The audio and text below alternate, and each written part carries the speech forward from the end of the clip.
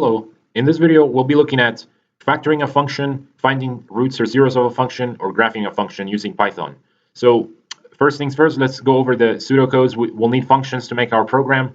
We'll have a print menu function, and then it'll have these options for the user to choose from. These are three options. And then we'll also have three additional functions for factor, find roots, and graph. So these are the three things, the three main things we're focusing on. Each of them will be a function of its own. And then in the main function, this is what we'll be doing. We'll be getting user input for the main print menu. That will be this menu here. And then we'll be creating Boolean variables maybe once or twice in the main function to make sure the exception handling and the flow of the program is efficient. And then, of course, exception handling. And then we call each functions based on the user input. And then we set flag to false to get out of the program if the user chooses to do so. Okay, so let's jump into VS Code. I have created a new file in our folder, new Python folder, and it's called factor zeros and graph. So I've created a comment. It says we'll be factoring, finding zeros, and graphing polynomial functions.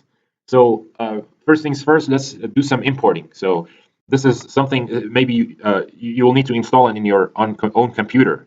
Maybe you don't have some of these modules that we'll be importing. But anyway, I'll do it, and then I have all of them. And if you don't have them, you can maybe look at how other people have gotten them. There are really good videos on YouTube on how to import these modules that Python doesn't come with it, unless some of them don't come with it in Python. Python doesn't come with them, but some of them Python is already built. They're already built in Python. Anyway, let's do some importing and then go from there. So the first thing I'm going to import is SymPy. So we say from SymPy import the symbol. So this is going to import everything from SymPy, and SymPy is something that I had to install into Python. Next one I'm going to import is matplotlib. So import matplotlib.pyplot svlt.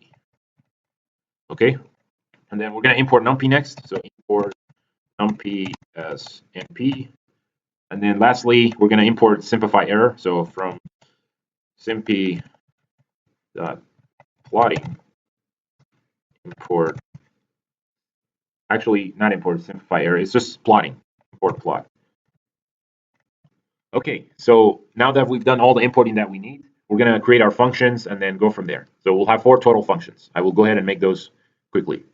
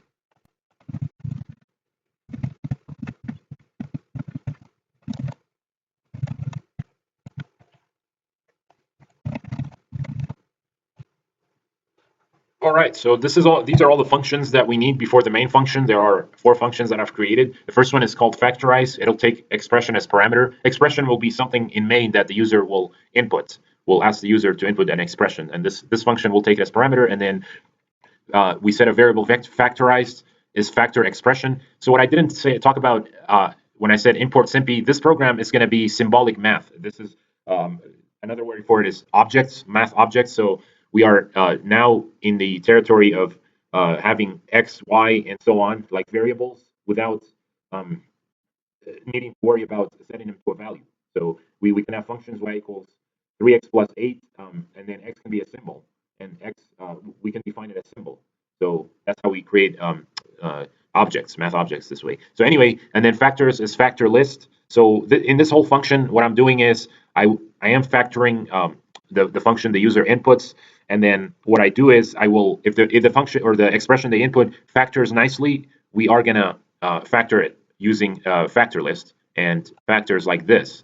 If it has 0 and 0 like this, that means that it'll factor into 2 terms at least, or maybe more. So if the first factor is factorized, equals factorized, we say that this cannot be factored, because that means that even after factorizing, the factorized version looks just like the expression they inputted. So if that's the case, the GCD is that big ugly expression they input. So then the program will say that it cannot be factored. Elsewise, we factorize. We print a factorized expression. So say the user inputs x squared plus 2x plus 1, the program will say x plus 1 squared. So that's the factored version. So then we have the def get roots function. This will also take expression. All of these functions are taking expression except the print menu. So in the get roots function, we from SIMPy we have the solve command, and then we have dict equals true. So dict is like a dictionary component of Python. Once that's true, then it means that Python is using its own dictionary in an efficient way. So and then what we do is we pretty print the roots. Pretty print is a function from SIMPy, and then we have a plot expression. This is for graphing. Again, we have symbol y. Y is equal to symbol y. Symbol is a command in SIMPy, or a function in SIMPy. And then what we do is we solve for y, expression in y, and then we take the first of those solutions. The solutions was to solve, and then we plot. And then these we have aspect ratio 1 1, and then we set the window to -5 and 5, and for x, and then the same thing for y. And then we have our print menu. This is what the will be given to the user to choose one of these from. So now that we have all of our functions, what I'm going to do is I'm going to create my main function. So let's go ahead and do that.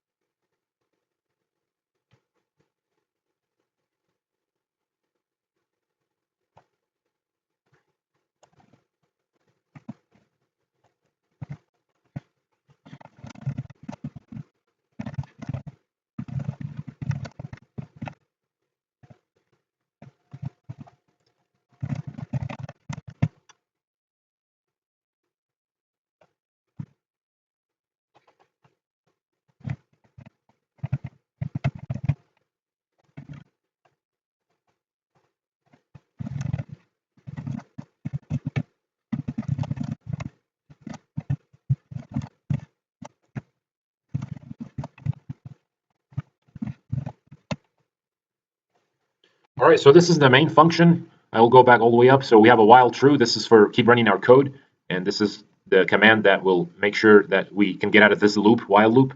If the answer is y, then we break out of it. So the program shuts. Anyway, so then we have a Boolean variable flag is set to true.